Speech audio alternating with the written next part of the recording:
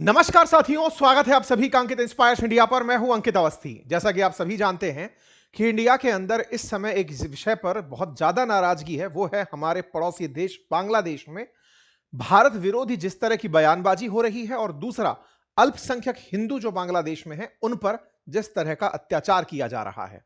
एक नेता उस्मान हदी, जिसकी मौत पर खुद वहां की इंटेलिजेंस एजेंसीज के बयान है कि मारने वालों का भारत से अभी तक कोई कनेक्शन स्टैब्लिश नहीं हुआ है, ना ही मारने वाले अब तक भारत में छिपे हैं, उसके बावजूद उन्मादी भीड़ ने भारत के विरोध में जिस तरह की बयानबाजी की, चीफ एडवाइजर मोहम्मद यूनुस जिस तरह से उन्हें संरक्षण देते रहे, और तो और अपने गुस्से में जिस तरह से अल्पसंख्यकों पर, बांग्लादेश के अंदर जो कि हिंदू अल्पसंख्यक हैं और जो बांग्लादेश के नागरिक हैं, उनके खिलाफ जिस तरह की हत्या के प्रयास हुए, हत्या हुई, लूटपाट आगजनी हुई, इन सभी पर अब भारत में भी प्रतिक्रियाएं होने लगी हैं।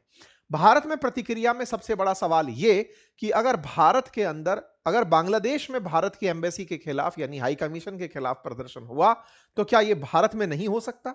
क्या बांग्लादेश का जो हाई कमीशन इंडिया में है, क्या उसके बाहर भारत के लोग खड़े नहीं हो सकते? वो होना शुरू हो चुका है। नंबर दूसरा, जिस तरह से भारत के नाम पर बांग्लादेश में रह रहे बांग्लादेशी हिंदुओं के साथ अत्याचार हुआ, क्या वैसा ही भारत में जो बांग्लादेशी अवैध रूप से घुसकर आ गए हैं, जो कि बांग्लादेशी ही हैं और अवैध रूप से घुसकर आ गए हैं, क्या उनके खिलाफ कोई अत्याचार नहीं हो सकता? क्योंकि बांग्लादेश जिस चीज से अपने आप को प्रोटेक्टेड मान रहा है वो ये कि हम तो छोटे हैं, माफ कर दिए जाएंगे, और भारत के लोगों में इतना बड़प्पन है कि वो हमारी किसी भी बात पर कोई प्रतिक्रिया नहीं देंगे। आज के सेशन में भारत के अंदर उठी उन तमाम प्रतिक्रियाओं की बात, जिसमें एक छोटा सा देश जो कभी भारत से निकलकर अलग देश बना था, 1971 में जब वो पाकिस्तान से अलग हुआ तो भी भारत का योगदान था। आज वहां पर एक ऐसी सरकार है जो कि निर्वाचित नहीं है, कट्टरपंथियों के समर्थन से छात्रों को गुमराह करके पिछले 1.5 साल से अधिक समय से सत्ता में बैठी है। आज उस सरकार की प्रेजेंस में जो बांग्लादेश में हो रहा है वो किसी से छिपा नहीं है। तमाम प्रकार की कल्चरल साइट्स को टारगेट किया जा रहा है, एम्बेसीज को टारगेट किया जा रहा है, अल्पसंख्यकों को टारगेट किया जा रहा है, साथ के पड़ोस के देशों के साथ व्यवहार बुरी तरह से खराब किए जा रहे हैं, अनएम्प्लॉयमेंट की सीमा बढ़ती चली जा रही है, महंगाई, बेरोजगारी, सभी चीजें फिलहाल बड़ी सुर्खियां हैं। ऐसे में अपनी सरकार को बचाए रखने के लिए ये चीफ एडवाइजर बने मोहम्मद यूनुस पाकिस्तान की मदद से कैसे अपने आप को बचाने का प्लान बना रहे हैं, साथ ही साथ भारत में बांग्लादेश के खिलाफ क्या माहौल है, इसकी चर्चा आज के सेशन में की जाएगी। चर्चा है भारत के अंदर बांग्लादेश के खिलाफ हो रहे प्रदर्शन की, जिसके चलते बांग्लादेश ने भारत के जो रिप्रेजेंटेटिव हैं, एनवॉय हैं बांग्लादेश में, उन्हें समन किया। ऐसे में आज अमेरिका का और रूस का बयान भी जानना मायने रखेगा कि इस तरह की व्यवस्थाओं पर अमेरिका चुप क्यों है और रूस ने भारत के समर्थन में क्या बयान दिया है। आइए शुरू करते हैं। उस्मान हदी की मौत से उत्पन्न हुआ जो आंदोलन है, जिस प्रकार से उसकी अज्ञात लोगों ने हत्या की और उस हत्या की जिम्मेदारी भारत पर डाल दी गई, उस्मान हदी की मौत पर पूरा बांग्लादेश ये मानने को मजबूर हुआ कि उन्हें 100% भारत ने ही मरवाया होगा, क्योंकि शेख हसीना भारत में है। ऐसे में उस्मान हदी के नाम पर जो प्रोटेस्ट था वो भारत के खिलाफ प्रोटेस्ट हो गया। उस्मान हदी के हत्यारों को पकड़ने का जो प्रोटेस्ट था वो भारत के खिलाफ प्रोटेस्ट में बदल गया। इसे फ्यूल करने में निश्चित ही कट्टरपंथियों ने जिस प्रकार से काम किया, उसमें विदेशी ताकतों का हाथ ना हो, इससे इनकार नहीं किया जा सकता। ऐसे में उन तमाम अखबारों को जो कि बांग्लादेश के अंदर काफी लंबे समय से सक्रिय बड़े अखबार हैं, उनके दफ्तरों को आग लगाई गई, अल्पसंख्यकों को निशाना बनाया गया, ऐसे तमाम ऑफिसेज को टारगेट किया गया जहां से भारत के संबंध हैं। इंडियन एम्बेसी जो हाई कमीशन ऑफिस है उसको बांग्लादेश में टारगेट किया गया। इस पर ढाका को भारत की तरफ से संदेश भी भेजा गया कि ऐसी हरकतें नहीं होनी चाहिए, और एक घटना जिसने दीपू चंद्र दास की इस प्रकार से हत्या की गई, जिससे पूरी दुनिया शर्मसार हुई कि मानवता का खुलेआम जिस प्रकार से यहां पर बर्बरतापूर्ण अन्यायपूर्ण तरीके से अपमान हो रहा है, उस पर दुनिया की चुप्पी ने दुनिया के दो राहे मत को भी देख लिया, समझ लिया कि ऐसी घटनाओं पर अमेरिका दुनिया के किसी और देश के लिए क्या व्यवस्था रखता है और अपने बिठाए पपेट के लिए क्या व्यवस्था रखता है। दीपू चंद्र की मौत के बाद भारत के अंदर एक गुस्से का माहौल है। दुनिया में भारत के लोग अब इस बात को उठा रहे हैं कि आप लोग कैसे उस्मान हदी एक व्यक्ति, दूसरी तरफ दीपू चंद्र दास, इन दोनों की मौत पर अलग अलग स्टैंडर्ड्स रख सकते हैं। उस्मान हदी की मौत को अभी तक बिना जांच के ही पूरी तरह से स्टेट के खिलाफ मान लिया गया, और वहीं दूसरी तरफ दीपू चंद्र दास, जिसके बारे में अखबार लिख रहे हैं कि कोई भी एविडेंस नहीं है कि उसने किसी भी प्रकार की ईश निंदा की हो, कोई एविडेंस फेसबुक पोस्ट पर भी प्रेजेंट नहीं है जिसको आधार मानकर उसके खिलाफ यह अन्यायपूर्ण हरकत की गई थी, जिसको जिंदा जला दिया गया था। सोचने वाली बात यह है कि दीपू चंद्र दास, जिसकी मौत को, जिसको मारना जनता ने अपने हाथ से न्याय की पूर्ति के लिए किया कि चलो न्याय हम दे देते हैं, तो ऐसे में फिर स्टेट की जरूरत ही क्या है? बांग्लादेश को सरकारों की जरूरत ही क्या है अगर जनता ही न्याय देने लगे? ऐसे में ये जो स्टेटलेसनेस उत्पन्न हो रखी है बांग्लादेश में, इसके खिलाफ दुनिया के अंदर अब लोग प्रदर्शन पर उतरे हैं। बांग्लादेश की तरफ से भी यह बात स्थापित हुई है कि उस्मान हदी की मौत का अभी तक कोई भी भारत से कनेक्शन नहीं मिला है। बांग्लादेश के हिंदू सड़कों पर उतर करके न्याय की मांग कर रहे हैं। लोग इस झूठे तरीके से दीपू जो निर्दोष था उसको मारने पर कट्टरपंथियों के खिलाफ एकत्रित हो रहे हैं। जैसा कि आप सभी जानते हैं, बांग्लादेश में भारत की तमाम जितनी भी हाई कॉन्सुलेट्स हैं या हाई कमीशन ऑफिस हैं, उनको निशाना बनाया जा रहा है। उसी की प्रतिक्रिया स्वरूप भारत में भी आज ढाका की जो कॉन्सुलेट यानी बांग्लादेश का जो यहां पर हाई कमीशन ऑफिस है, उसके बाद विश्व हिंदू परिषद के लोग एकत्रित हुए, और एकत्रित हुए लोगों ने पुलिस की लगाई बैरिकेटिंग को तोड़ दिया और निकल करके ढाका यानी बांग्लादेश की भारत के अंदर जो हाई कमीशन है उसके बाहर प्रदर्शन किए। यह टिट फॉर टैट जैसा है। अगर बांग्लादेश को यह लगता है कि भारत ने अपनी तरफ से यह प्रतिक्रिया क्यों दी, इसके लिए उन्होंने एनवॉय को बुलाया, लेकिन वास्तविकता यह है कि भारत के खिलाफ जो बांग्लादेश में माहौल है उसके लिए वाकई में भारत जिम्मेदार नहीं है। भारत ने शेख हसीना को शरण दी है, जो कि हमारे देश के नियम में है कि हमारे पास कोई भी आएगा हम शरण देंगे। हमने बहुत बार लोगों को शरण दी है, हम इसको भी शरण दिए हैं, लेकिन इसका मतलब यह नहीं हो जाता कि आज बांग्लादेश के जो हालात हैं उसके लिए हम जिम्मेदार हैं। बांग्लादेश में आज कोई भी घटना घटती है, भारत को उसके पीछे जिम्मेदार ठहरा दिया जाता है। इसका मतलब यदि लोगों ने समझा कि तुम हमें कमजोर मत समझो, मैं कई बार बोलता हूं कि भारत को चुप रहना, भारत का चुप रहना बांग्लादेशियों में दुस्साहस बढ़ा रहा है, और संभवतया ये जो बयान है इसी बात की वजह से आज लोगों में यह भाव उत्पन्न हुआ है कि हमारी चुप्पी को हमारी कमजोरी तो नहीं समझे जाने लगा है। इसके चलते आप लोगों को जो यहां पर देख रहे हैं प्रोटेस्ट करते हुए और all eyes on Bangladeshi Hindus कहते हुए जो लोग ये प्रदर्शन करते हुए दिख रहे हैं, ये ढाका की एम्बेसी यानी कि बांग्लादेशी की जो एम्बेसी भारत में है उसके बाहर प्रदर्शन कर रहे हैं। प्रदर्शनकारियों ने बाकायदा बैरिकेटिंग तोड़ी, पुलिस के कंट्रोल से बाहर हो गए और ये लोग प्रदर्शन करते हुए अंदर तक चले गए। यहां पर इनकी प्रतिक्रिया या फिर जो विरोध है वो इस बात के खिलाफ है कि आप भारत को अपने यहां पर फैटी अव्यवस्थाओं के लिए जिम्मेदार मत ठहराइए। यहां पर जिन लोगों को आप देख रहे हैं उसमें तमाम लोग प्रतिक्रिया की तरह से यहां पर हैं। ये दिल्ली में ही नहीं अपितु कोलकाता में भी प्रदर्शन हुए। कोलकाता के अंदर जिस प्रकार से हिंदुओं के खिलाफ हो रही हिंसा को उठाया गया, लोगों ने इस मामले को कई जगह पर प्रोटेस्ट के रूप में डेप्यूटी हाई कमीशन बांग्लादेश के ऑफिस के बाहर भी प्रदर्शनकारियों के द्वारा प्रदर्शन किया गया। हिंदू ग्रुप्स ने बांग्लादेश का जो वीजा सेंटर है सिलीगुड़ी में उसके बाहर भी प्रोटेस्ट किया। बांग्लादेश के हाई कमीशन ने इससे चलते अपनी वीजा सर्विसेज को रोक दिया, सिक्योरिटी सिचुएशन बता करके। बांग्लादेश हाई कमीशन जो न्यू दिल्ली है वो टेम्परेरी सस्पेंड कर दिया अपनी सारी कॉन्सुलेट सर्विस को कि नहीं भाई, क्योंकि इन्हें लग रहा था कि भारत के खिलाफ जो प्रदर्शन हो रहे हैं भारत ही भुगतेगा। यहां पर रिवर्स हुआ, यहां से भी सारी की सारी सेम प्रतिक्रियाएं गई और उन्होंने अपनी तरफ से यहां पर सारी सर्विसेज सस्पेंड कर दी, तीखी जांच बिठा दी गई। यहां पर याद दिलाने वाली बात यह है कि बांग्लादेश में रह रहे हिंदू बांग्लादेशी हिंदू हैं, जिन्होंने बांग्लादेश में ही रहना प्रेफर किया था, उनके पास भारतीय नागरिकता नहीं है, लेकिन उन बांग्लादेशियों को केवल भारत के खिलाफ टारगेट किया जा रहा है। उन बांग्लादेशी हिंदुओं को जिस प्रकार से दीपू चंद्र दास को आग के हवाले किया गया, जिंदा जला दिया गया, वो दर्शाता है कि वो अपने ही लोगों के खिलाफ, भारत के खिलाफ प्रदर्शन करते हुए हालत ये कर दी है। यहां पर विचित्र स्थिति सोचिए, भारत में तो आंकड़े बताते हैं 2001 से 11 के बीच में कई हायर गवर्नमेंटल और मीडिया फिगर्स में यह बात निकल कर आती है कि लगभग 1.25 करोड़ बांग्लादेशी भारत में रह रहे हैं। सरकारी आंकड़ों का भी, सेंसस का भी डेटा देख लें तो कम से कम 35 लाख के आसपास 2011 के आंकड़ों के हिसाब से बांग्लादेशी भारत में रहते हैं। यदि ये टिट फॉर टैट जैसी हरकतें होती चली गई तो भारत में तगड़ी अव्यवस्था देखने को मिल सकती है, जिससे बांग्लादेश को और भारत सरकार को दोनों को सचेत होने की आवश्यकता है। लोग अपनों का और भारत के खिलाफ होता प्रदर्शन शायद ना हैंडल कर पाए, ये समझने की आवश्यकता है। ऐसे में बिजनेस स्टैंडर्ड इस बात को लिखता है कि ढाका ने समन किया इंडियन हाई कमिश्नर को, अपने यहां बुलाया, बुला करके साहब उनसे बांग्लादेश का जो मिशन है भारत में, वहां पर जो प्रदर्शन हो रहे हैं उनके बारे में सवाल जवाब किया कि साहब आपके यहां पर हमारे खिलाफ प्रदर्शन क्यों हो रहा है। आप गए साहब, जाकर के अपने अपनी बातें रखी। भारत के जो एनवॉय हैं प्रणय वर्मा, उन्होंने अपनी बातचीत वहां रखी कि साहब ये तो टिट फॉर टैट जैसी बात है, जैसा आप कर रहे हैं वैसा आपको देखने को मिल रहा है। खैर, तमाम तरह की चीजों के बीच में दीपू चंद्र दास की मौत के बाद से तमाम प्रकार की बातें जो निकल कर आई, उनमें सबसे पहली बात, कोई एविडेंस इस बात का नहीं था।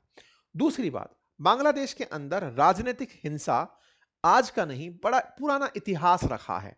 बांग्लादेश के अंदर विरोधियों को गोली से मरवा देना, उन पर हमले हो जाना इतिहास में रहा है। ऐसे में ये जो छात्र नेता हैं, इन छात्र नेताओं ने, जिन्होंने शेख हसीना को पद से हटा दिया, इन्होंने अपनी एक पार्टी बनाई एनसीपी। अभी इसी एनसीपी पार्टी के एक नेता पर फिर से गोली से हमला कर दिया गया, उसको भी हेडशॉट हुआ, उसकी भी सुर्खी कल बनी।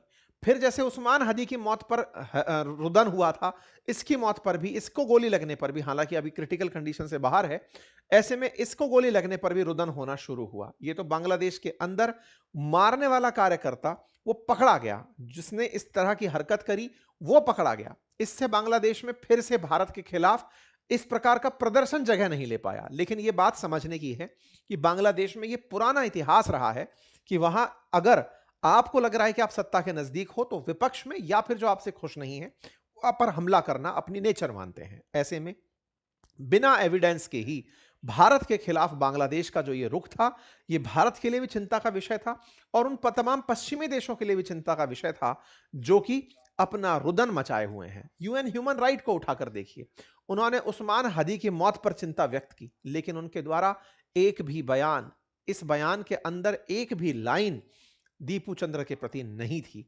यहां पर everyone should refrain from violence लिखा था, लेकिन दीपू चंद्र का नाम नहीं था। यह दर्शाता है कि कहीं ना कहीं भारत अपनी बातों को रखने में पिछड़ रहा है। हालांकि ट्विटर ने यूएनएचआरसी के इस बयान पर अपनी तरफ से ही कम्युनिटी नोट लगा दिया और कहा कि उस्मान हदी भारत के खिलाफ बयान देता था, भारत के खिलाफ इस तरह से सोचता था कि वो कुछ बोलेगा और भारत चुप रहेगा। मेरे प्यारे साथियों, भारत की जनता चुप नहीं रह सकती। भारत के खिलाफ जो भी इस तरह के बयान करेगा, उन्हें सोचने की आवश्यकता है। लोग प्रतिक्रिया स्वरूप बाहर निकलेंगे और वो निकल कर आए। यहां पर एक बात और जानने की है, दुनिया में भारत को अपना स्टैंड रखना होगा। यह बात कहीं ना कहीं अब हमारी विदेश नीति के अराउंड खड़ी होने लगी है। भारत किन मसलों पर बांग्लादेश के सामने चुप बैठा है, यह बात हमें समझनी होगी। क्या हम यह सोच करके कि रिश्ते और खराब ना हो जाएं, हमने पहले ही शेख हसीना को शरण दे करके अंतर्राष्ट्रीय प्रेशर से अपने आप को बचा रखा है? कहीं ऐसा ना हो कि हम बांग्लादेश के खिलाफ कुछ बोलने लगें, ऐसे में दुनिया से हमारे ऊपर प्रेशर आने लगे कि आप शेख हसीना को छोड़ो, अदरवाइज हम आपके खिलाफ किसी प्रकार का प्रतिबंध प्रस्तावित कर देंगे। आज भारत इस मसले को क्या इस डर से कि शेख हसीना को बचाने की कीमत भारत को चुकानी ना पड़ जाए, अभी फिलहाल के लिए बांग्लादेश से रिश्ते खराब हैं तो झेल लेंगे, कल को अमेरिका इस बात पर बीच बचाव करने उतर आए कि आपको शेख हसीना को भेजना होगा, अन्यथा हम आपके साथ इस तरह की प्रतिक्रिया देंगे, क्या भारत उन चीजों से डर करके पीछे बैठा है? यह बड़ा सवाल है। हालांकि हिंदुओं के खिलाफ हो रही इस प्रकार की हिंसा पर दुनिया भर से अब प्रतिक्रियाएं आने लगी हैं। रिपब्लिकन्स के द्वारा इस तरह की बातें यूएस रिप्रेजेंटेटिव्स के द्वारा उठाई जाना शुरू हुई हैं, यूके में उठना शुरू हुई हैं, कनाडा में उठना शुरू हुई हैं। दुनिया भर से अब प्रतिक्रियाएं बांग्लादेश में जो हिंसा हो रही हैं उन पर आना शुरू हुई है। इस पर चर्चा निकल कर आ रही है कि भाई जिस प्रकार से हिंदुओं के खिलाफ टारगेटेड तरीके से बांग्लादेश में प्रतिक्रियाएं चल रही हैं, वो दुनिया के लिए अच्छी नहीं है। इसी बात पर शेख हसीना का भी एक बयान बाहर निकल कर आया। शेख हसीना ने बहुत ही सही तरीके से एक बात को रखा और वो बात यही थी कि ये कैसी स्थिति है कि किसी देश के अंदर इतना कायोस है कि जर्नलिस्ट सेफ नहीं है, सिटी सेफ नहीं है, मीडिया को चुप करा दिया गया है, सांस्कृतिक साइट्स पर हमले किए जा रहे हैं, डिप्लोमेसी को धमकाया जा रहा है। ये कैसी स्थिति है? बांग्लादेश ने खुद के लिए क्या बनाकर रखा है। वास्तविकता में यह बात तमाम उन बांग्लादेशियों को समझनी चाहिए जो एक समय तक जाने जाते थे इस बात के लिए कि इनके यहां की पर कैपिटा इनकम भारत के कंपटीशन में एक बार तो भारत से आगे भी निकलने की खबर बनी थी। आज वो बांग्लादेश अगर सुर्खियों में है तो अपने यहां पर चल रही हिंसाओं के चलते, राजनीतिक अस्थिरता के चलते। आज बांग्लादेश पाकिस्तान के करीब जाकर के कितना गड्ढे में गिर गया है, यह बांग्लादेश को समझने की आवश्यकता है। एक समय बांग्लादेश को दक्षिण एशिया का मैन्युफैक्चरिंग हब बनते देखा जा रहा था। कपड़े के उत्पादन में बांग्लादेश बहुत तेजी से आगे बढ़ रहा था। आज वहां पर फैक्ट्रियां लगातार बंद हो रही हैं, वहां से मजदूर पलायन कर रहे हैं, भूखे मरने के लिए विवश हैं, बेरोजगारी चरम पर है, क्योंकि वहां पर सत्ता की अस्थिरता ने, जो कि शेख हसीना के समय पर पूरी तरह से मैन्युफैक्चरिंग के केंद्र में आगे बढ़ रही थी, आज वहां पर इन्हें हटाकर अपनी सत्ता बनाने की जो चाह से मोहम्मद यूनुस की है, उसने इन्हें पूरी तरह से बर्बाद कर दिया है। इसी बात को रूस ने इन्हें याद दिलाते हुए कहा। रूस के जो प्रतिनिधि बांग्लादेश में हैं, अलेक्जेंडर ग्रिगनोविच, इन्होंने बांग्लादेश को याद दिलाते हुए कहा कि 1971 मत भूलिएगा, जिस समय भारत और रूस ने मिलकर के तुम्हारा जन्म करवाया था। यहां पर बकायदा इनके द्वारा यह शब्द मेंशन किया गया कि भारत ने किस प्रकार से बांग्लादेश का बचाव किया, या बांग्लादेश को पैदा होने में, क्योंकि पाकिस्तान, पूर्वी पाकिस्तान बांग्लादेश बना था, उसके जनक के रूप में भारत की भूमिका को रूस ने बांग्लादेशियों के सामने दोहराया।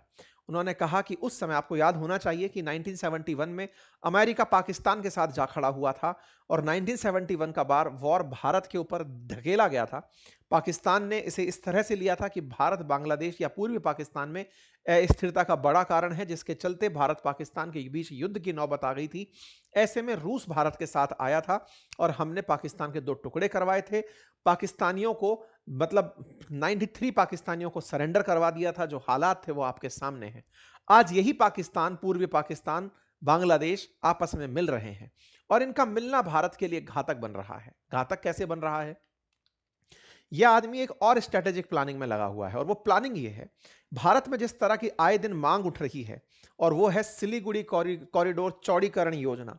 भारत में डिमांड उठ रही है कि रंगपुर को पूरी तरह से कब्जे में लेकर के सिलीगुड़ी कॉरिडोर को भारत को चौड़ा देना चाहिए। दूसरी तरफ चर्चा है कि चिटगांव को, जो पोर्ट है, त्रिपुरा को, मेघालय को, इनको, त्रिपुरा मिजोरम को पूरी तरह से चिटगांव को कब्जे में लेते हुए पूरी तरह बीच पर पूर्वोत्तर भारत को ले आना चाहिए।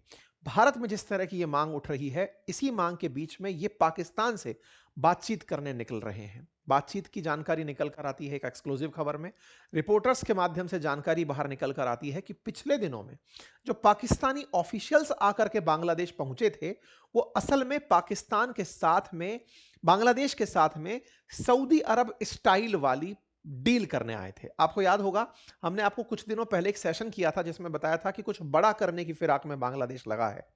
मैंने लगभग 1.5 महीने पहले आपको यह खबर दी थी जिसमें बताया था कि पाकिस्तानी युद्धपोत, पाकिस्तान के बड़े सेना के अधिकारी बांग्लादेश में पहुंचने लगे हुए हैं। ऐसे में जानकारी निकल कर आती है कि बांग्लादेश और पाकिस्तान मिलकर एक ऐसे डिफेंस पैक्ट की तैयारी कर रहे हैं जिस तरह इन्होंने सऊदी के साथ की थी। सऊदी के साथ पैक्ट यह था पाकिस्तानियों का कि अगर सऊदी पर हमला होगा तो पाकिस्तान उसका साथ देगा और पाकिस्तान पर हमला होगा तो सऊदी उसका साथ देगा। पाकिस्तान वैसा ही डिफेंस पैक्ट बांग्लादेश के लिए लाना चाहता है, जिसके तहत अगर कल को बांग्लादेश पर भारत हमला करता है तो पाकिस्तान उसके साथ खड़ा रहेगा। वहीं दूसरी तरफ भारत पाकिस्तान के बीच में कभी तकरार होता है तो बांग्लादेश उसका साथ देगा। यह वापस से 1971 से पहले वाली स्थिति पैदा होती हुई दिखाई बांग्लादेश में दे रही है। भारत को आवश्यकता है कि इसे किसी ना किसी तरीके से रोका जाए और जो भी आवश्यक कार्रवाई है, ये जो चौड़ीकरण योजना है सिलीगुड़ी कॉरिडोर की, अगर ये करना है तो इसे इस पैक्ट से पहले ही निपटा दिया जाए, बाद की बाद में देखी जाएगी। कुल मिलाकर के ये तमाम चीजें हैं। इसी बीच में जो स्पेशल एनवॉय हैं, एससीए एम्बेसडर सरगई गोर, इन्होंने अभी बांग्लादेश के साथ बातचीत की है, चीफ एडवाइजर से बातचीत की है, उनके यहां पर अपने इंटरेस्ट साझा किए हैं। अमेरिका इस मामले में पूरी तरह चुप बैठा है, उसकी कोई प्रतिक्रिया नहीं है। यह बात अत्यंत ही समस्त भारतीयों को समझने की है कि बांग्लादेश के साथ जो कर रहा है अमेरिका, वो अपने स्ट्रेटेजिक हितों को बचाने के लिए, ताकि बांग्लादेश को वो अपने लिए यूज करके म्यांमार, भारत और भविष्य में चाइना के खिलाफ यूज कर सके, ये हमें समझने की आवश्यकता है। विदेश नीति पर निश्चित ही जो देश के बड़े जानकार हैं वो कोई बड़ा फैसला लेंगे, लेकिन समस्त भारतीय उनसे बड़ी उम्मीदें लगाए बैठे हैं। आप लोगों को क्या लगता है? अपनी राय जरूर कमेंट बॉक्स में दीजिए। चैनल पर नए हैं तो सब्सक्राइब कर लीजिए। मेरे प्यारे साथियों, एक अतिरिक्त जानकारी, क्रिप्टो के बारे में तमाम प्रकार की जानकारियां मार्केट में चल रही हैं, लेकिन इसी बीच में विद्यार्थी और लिसनर्स की बड़ी डिमांड पर मैं क्रिप्टो का एक पूरी तरह से फ्री कोर्स लेकर आ रहा हूं। और यह कोर्स डिटेल में होगा हमारे चैनल बातें बाजार की पर, जिसमें ए टू जेड आपको क्रिप्टो की लर्निंग से लेकर के ट्रेडिंग तक की सारी जानकारी सिखाई जाएंगी। पूरी एक लेक्चर सीरीज आपके सामने आ रही है।